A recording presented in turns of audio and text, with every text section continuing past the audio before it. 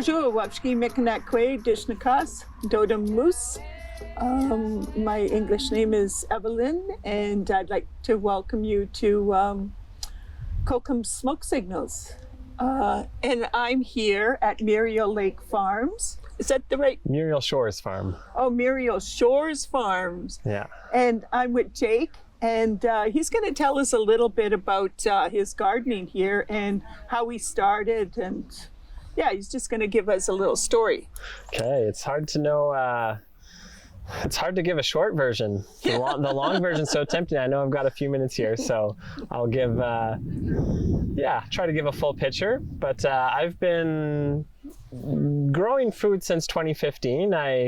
I started to learn a bit about how our food systems work and some of the disadvantages to our large-scale food systems, and how it's not always producing healthy food, how it's often having a harmful impact on the environment, and it's contributing to climate change. And I started learning that there's different ways of growing food that makes the food healthier, is better for the environment, and can actually store carbon in the ground. So I thought, wow, that seems like a pretty good thing to learn more about. So I did an internship on an organic produce farm. Oh, wow. In 2015, and turns out I really like growing food. So after that, I was sort of doing some gardening at my own place, and then with some friends, I started Harvest Kenora, which is a local nonprofit that advocates around people growing their own food, but we also have what's called a collective micro farm in Keewatin.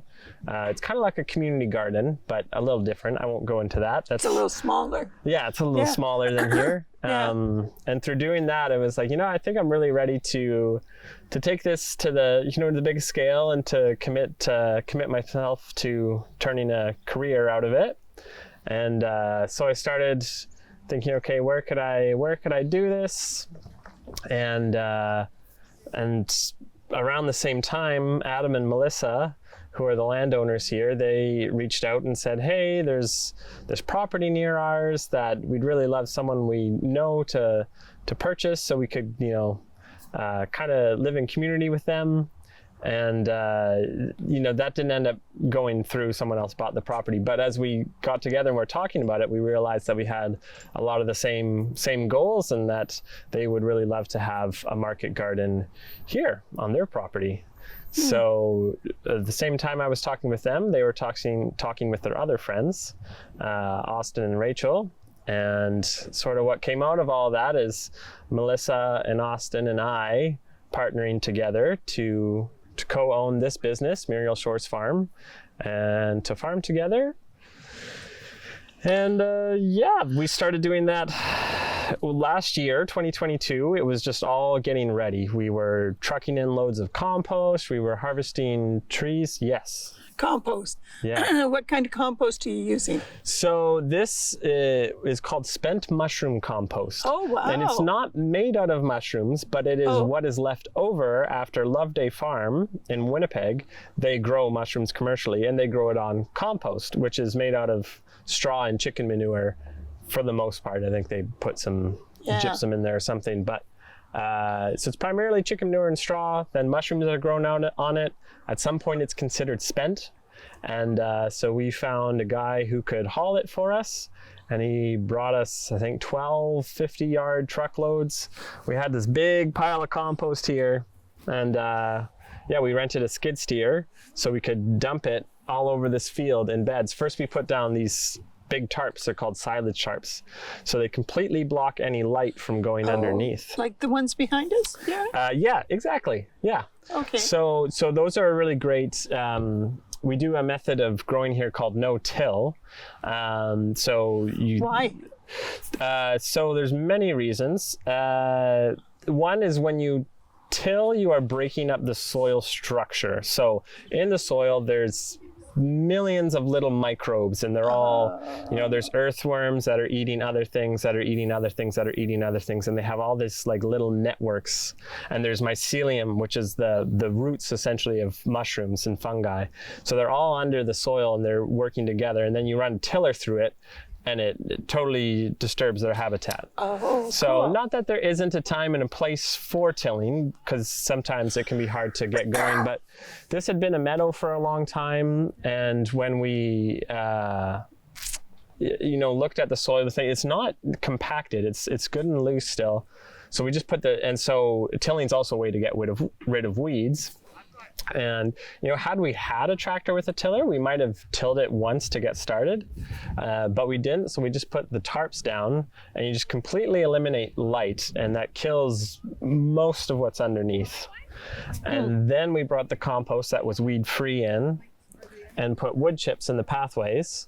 We have beds that are 30 inches wide and pathways that are 18 inches wide. And so then the compost is nice and loose, and you don't need to till that because it's nice and loose. And then it's also adding fertility to the soil, lots of organic matter, which feeds the microbes. And so then you're in a situation where you have this weed-free surface, so you're not needing to till. You have the soil structure intact, so you have all these good microbes, and as these microbes are eating and breaking down, they're dying, they're pooping, they're adding micronutrients to the soil. So this is why I say food that can be healthier. It's not only are what you eat, you are what your food eats. So if your food is in soil that's getting tilled regularly, maybe has, pesticides or fertilizers applied, you might not be getting as much nutrition out of that food as food that has a really robust ecosystem of life underneath and has access to more nutrients. So we did a walkabout, Yeah. and we noticed, I noticed that everything was so green, and there wasn't much for bugs eating. So you don't spray because it's all organic, so you just let it grow? Yeah. So that's so part of that too with having a healthy microbe system is it allows the plants to be healthier, and plants have natural defenses against bugs. Part of that's also crop selection. So this year we didn't grow any cabbage because the flea beetles really like cabbage a lot. Partly it's time of year too, like on the kale, flea beetles really like kale, and we covered them with insect nets. So those work pretty well to keep the bugs out, but that's only certain times of the year. So now that those are done, we've taken the insect nets off. And then also having flowers around attracts other bugs that can be predators for some of the pests. We've seen that. Yeah. So we've got maybe half a minute. Is there anything else you want to share? There's so many rabbit holes I could go down, but what I would like to say is just, the reason we're doing this is because we can see a better future for all of us. And I know that there's a lot of things out there that can make people feel uncertain about the future, but I think that if we, put work into it, there can be a really great future for all of us, and things like this are a part of it. Yeah. Well, thank you very much, Jake. You're very welcome. It's so awesome, and the three of you are just amazing. Thank you. You should be really proud of yourself, and thank you. I believe that Creator's really watching out for you because of the great work you're doing to the land, right? Right. Hugs. Thanks, Evelyn. Thanks, Jake. So we'll be right back after these messages.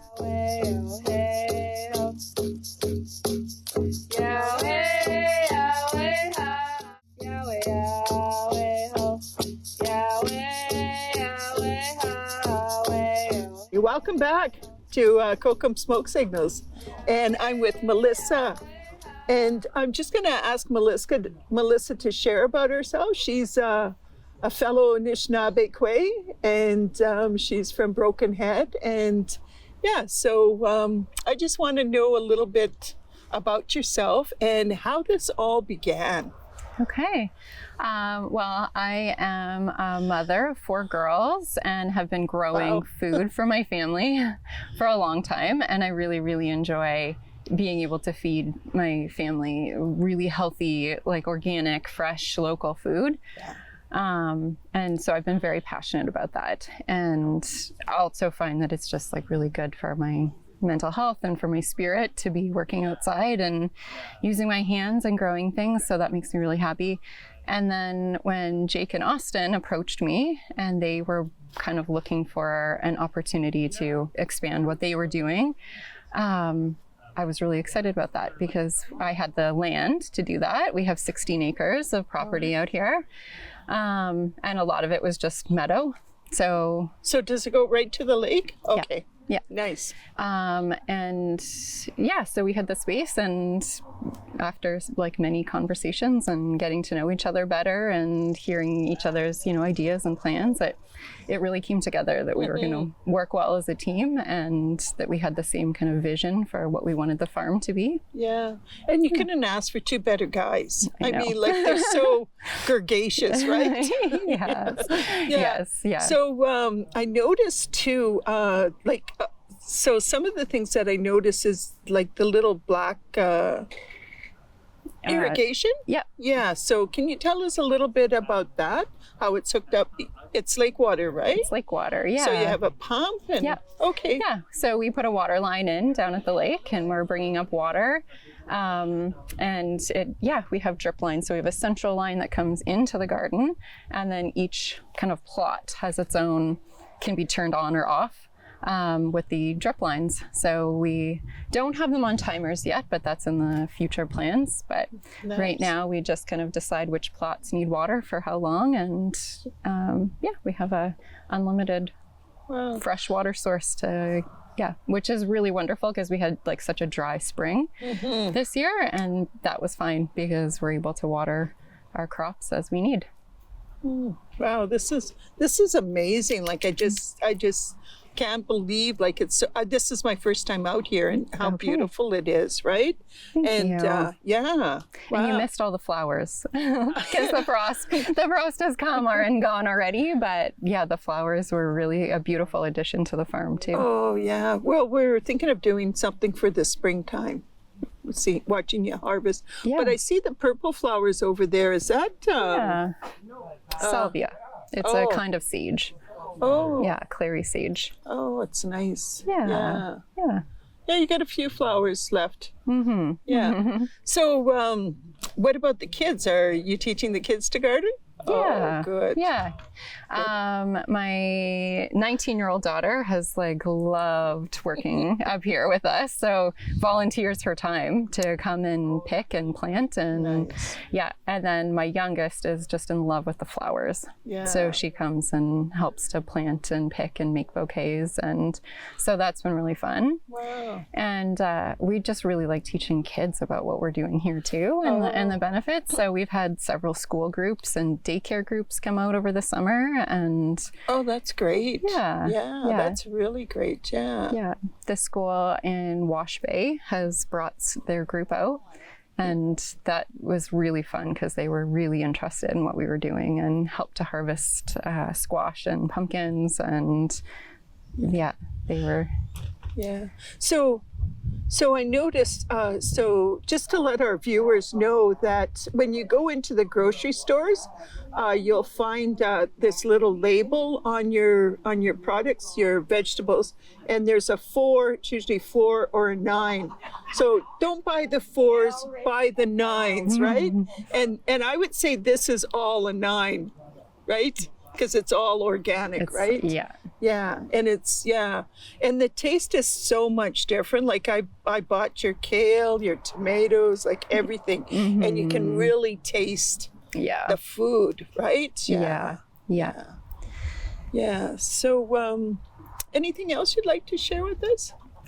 I just think that it's like COVID for us was like a kind of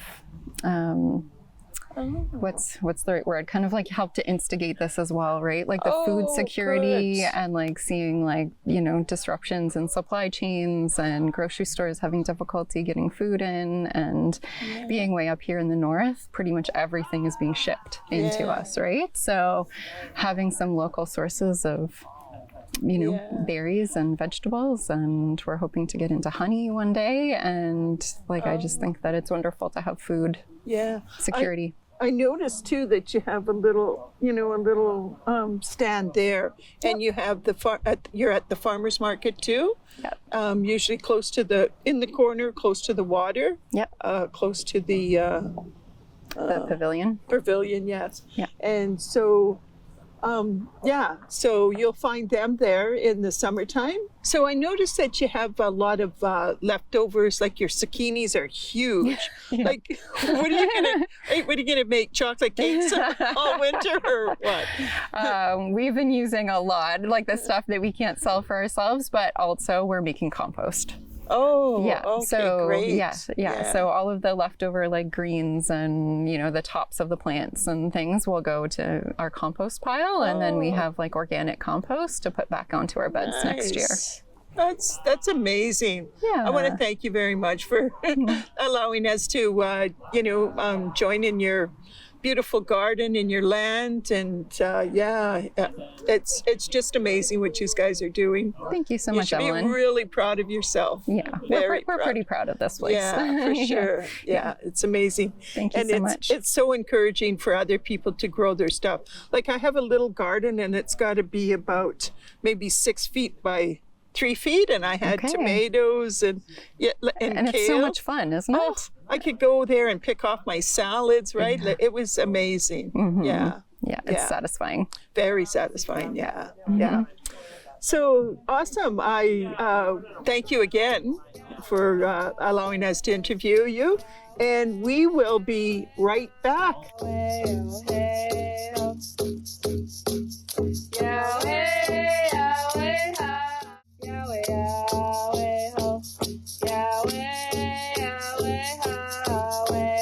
Bonjour. Welcome back to Kokum Smoke Signals. And we are here with Austin. And Austin, can you tell us a little bit about yourself? Bonjour. I am a father of 5 girls. I am a farmer here at Muriel Shores Farm. And I have enjoyed living in several communities in the area. So I have lived in Wabswang for a while. I've lived in Manaki for a while. And now I have my home is in Kenora. Oh, are you a Kenora boy?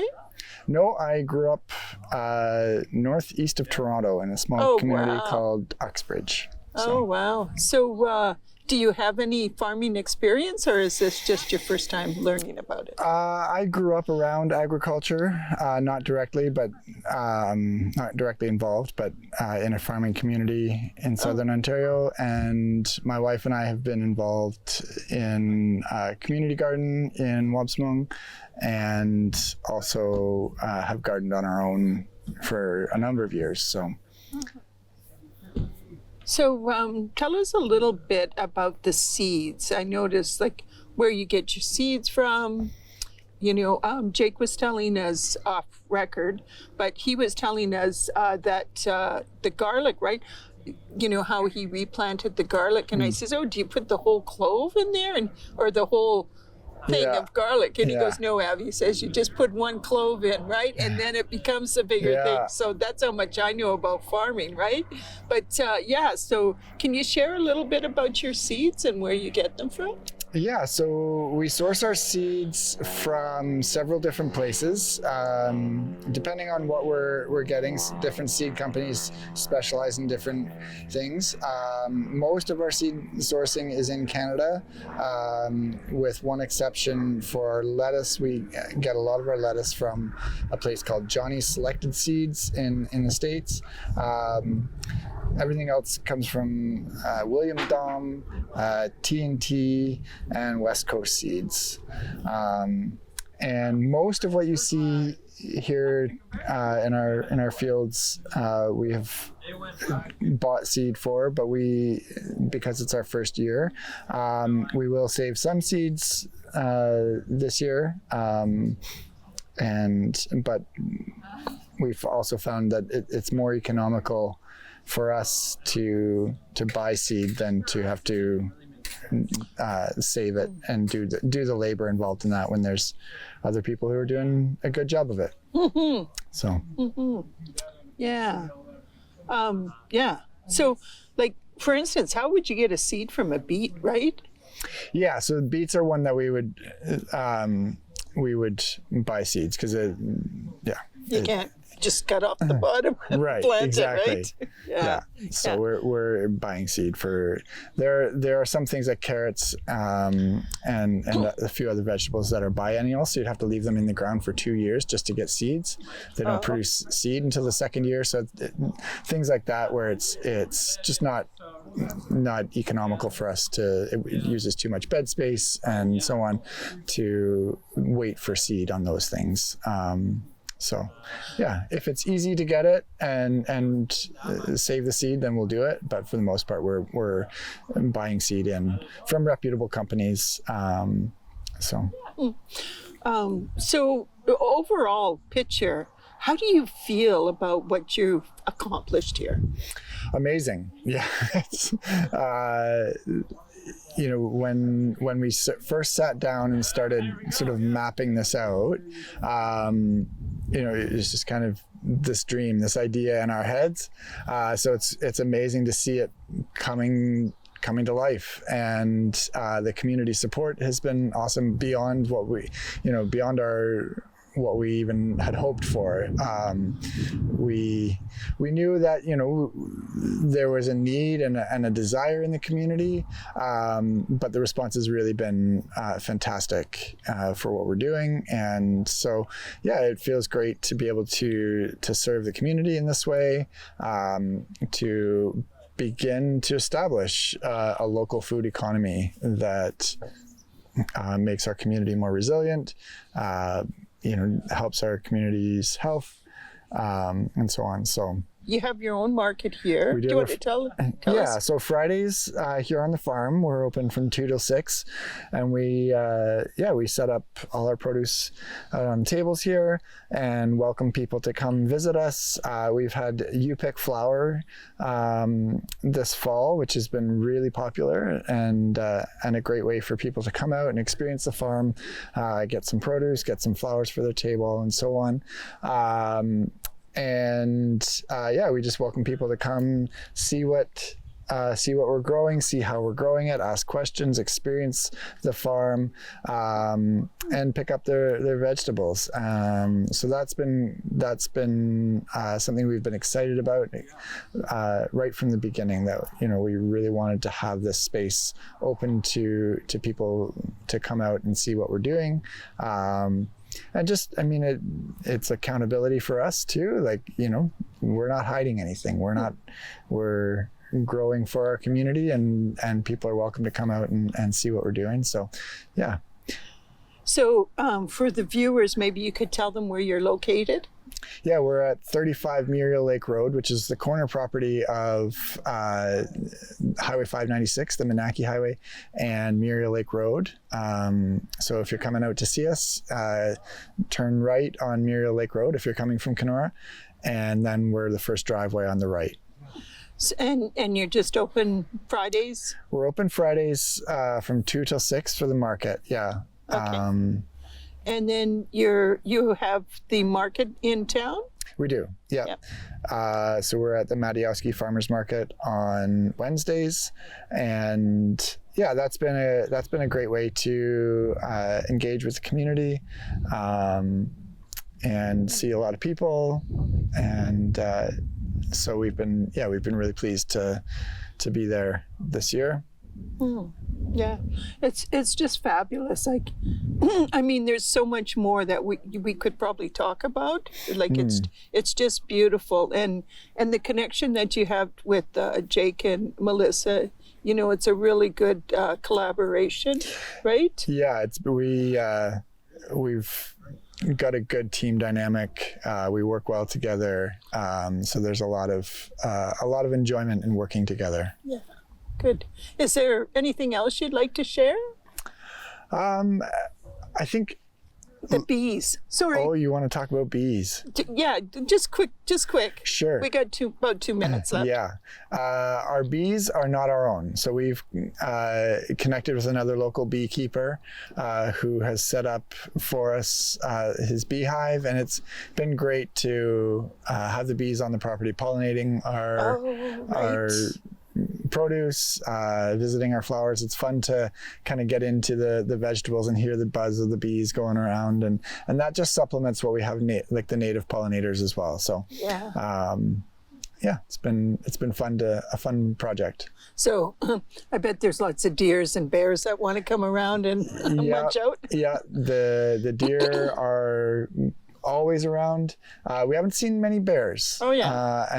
But we've got 8-foot-high fences here to keep the deer out of the gardens, but they love to visit our compost pile. Yeah, this is beautiful, and I just want to say that how amazing it is and how proud I am of you guys. You betcha. Like it's just beautiful what you're doing for the community, and sharing your gift. That's what it's all about, is sharing your gift, right? Yeah. Yeah. Miigwech. So I want to say miigwech. Hugs.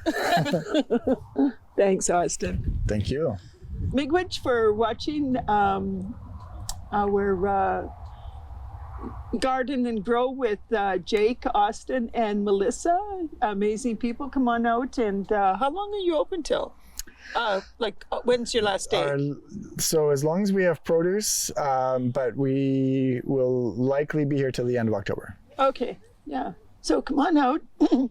Check them out. It's just beautiful here. And I just want to say miigwech for viewing us, and have a great day.